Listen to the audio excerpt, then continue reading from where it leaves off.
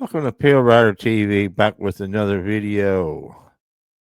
What would you think about if this would be good for you, good for trucking, good for traffic, whatever? Say you want to, there's a certain route or a certain highway in a certain state that's always known for some bad traffic. Instead of driving through the traffic or to alleviate traffic problems, you drive your truck on a train and let the train take you to this certain area. So Colorado here is thinking just about doing that. And I don't know. I guess on the surface it seems like a good idea, but once you start looking into things, it's not that good. So I got this story here from I think this is Denver 7. I got two clips here, one from Denver 7, one from Fox 31 out in Denver. So here we go. Let's see what the heck they are talking about. Idea that could save us all some precious time sitting in traffic. All right, so he wants to move big rigs off of I-70 and put them on rail lines. Denver 7's Christian Lopez explains how it would work. Oh, Lord. I don't know. I go into the mountains quite frequently. Avid skiers, the whole family is. Brad Swartzwelter is like many Coloradans who are fed up with traffic on I-70. I-70 is the biggest not the problem trucks with that issues. entire endeavor for everybody in the state. He was instrumental in crafting the plan for the Winter Park Express train, and now he's floating a big idea that could help alleviate traffic on I-70, a truck-by-train rail bridge based off of a successful European model. Semi-truck drivers would drive their entire truck, the cab, the trailer, the whole rig, right onto a flatbed train. That train would then traverse the mountains, and then the driver would be in a sleeping car up at the front of the train. Oh, at the end of the trip, the driver would get out fully rested, climb back into his truck or her truck, and continue on. He says the bridge would remove up to 1,100 commercial trucks a day from I-70, and all you have to do is look at Austria as the model. The Austrian Federal Railway uses a truck-by-train model over the Austrian Alps, a corridor that used to be jammed with truck traffic from Germany to Italy. The truck train would operate on the existing Amtrak rail corridor between Denver and Grand Junction and transport trucks over the mountains. By making an opportunity for those truckers to be able to get on a train, get rest, and absolutely in total safety traverse the Rockies without impacting congestion on Interstate 70 at all, to me is irresistible. One major drawback would be the cost. An estimated $1 billion. $1 billion. The biggest expense would likely be a $300 million price tag to build the two truck train terminals. Yes. One east of Denver and the other west of Grand Junction. That is a substantial amount of money, and it would have to be backed up by the taxpayers of the state of Colorado through a bond. Oh, Lord, that'd be I'm nice. looking at it. Swartzwelter predicts the system would be self-sustaining within 2 years. In a recent letter to Governor Polis, the mayor of Vail pointed out an analysis from the state that estimates around $2 million in economic loss for every hour I-70 is fully shut down by a crash. Of all of the things that we could say yes to, what would have a bigger impact on our daily lives than decreasing the amount of cost and congestion and danger I think this guy's on clueless. the highway that we use more than any other in the state? I'm Christian Lopez, Denver 7. Interesting idea there. Denver 7 reached out to some of the state lawmakers who on the service. Swartzwelter says have expressed interest in this project. We have yet to receive a statement from.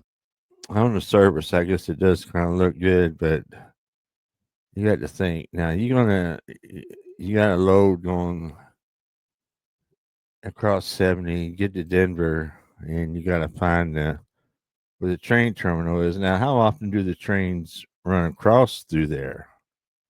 How long is it going to take to get loaded on the train? Is there going to be a long line of trucks you got to wait in line to? Is that going to take? That's going to take a lot of time too. The dude said if he's self-sustained in 2 years after spending about $1 billion, you're going to get $1 billion back in 2 years. How are they going to charge the truckers? Or how much is that going to cost? And it's crazy.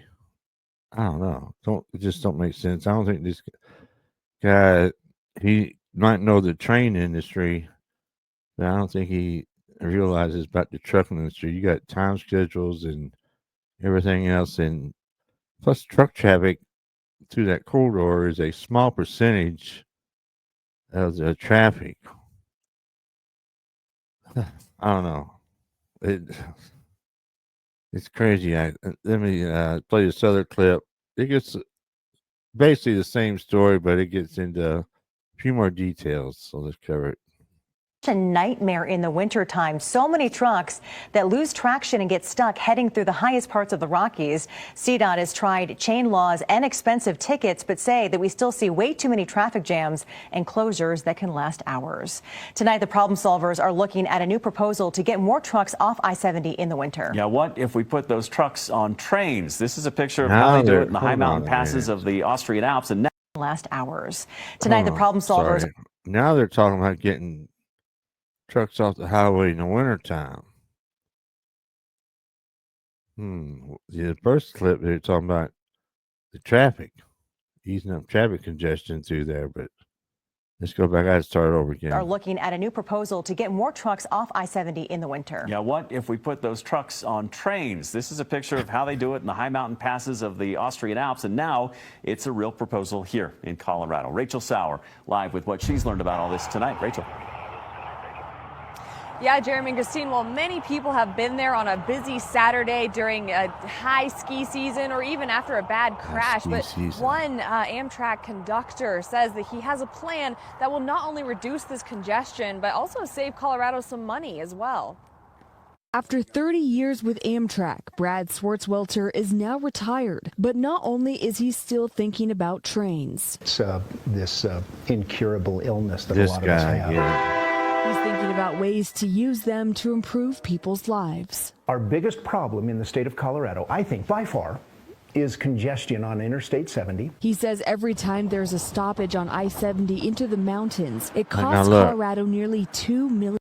How many trucks do you see there in the traffic? $1 an hour, a number confirmed by the Mostly state cars, in a recent analysis, which is why he has a plan, and it follows a model in Austria called the rolling road. Truckers just drive right onto flatbed train cars at a specialized terminal, leave the cab connected, climb into a passenger car where they can get Department of Transportation authorized rest. He says this will reduce the number of trucks on the interstate from Aurora to Grand Junction, reducing congestion while also reducing emissions. The train uses about 1/10 of the fuel per ton. So they're going to get a 10-hour break while they're on that train. How long are they going to take to go, what is it, 300 miles? Lord have mercy.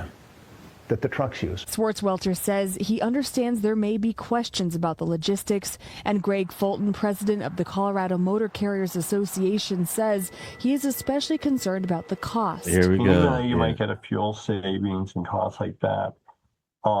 It's going to be significantly greater. He also says the big rigs making the more than 300-mile trip from Aurora to Grand Junction or beyond are not enough to contribute to all the congestion on I-70. We're a very small percentage of the overall traffic. Swartzwelter says he welcomes the questions and understands the cost aspect to this. I have no problem going to the taxpayers of the state of Colorado to ask them if this is a good idea or not. But he hopes it'll pay off in the long run. It's got to be something that does more than just economic sense. It has to make societal sense. I think this does both.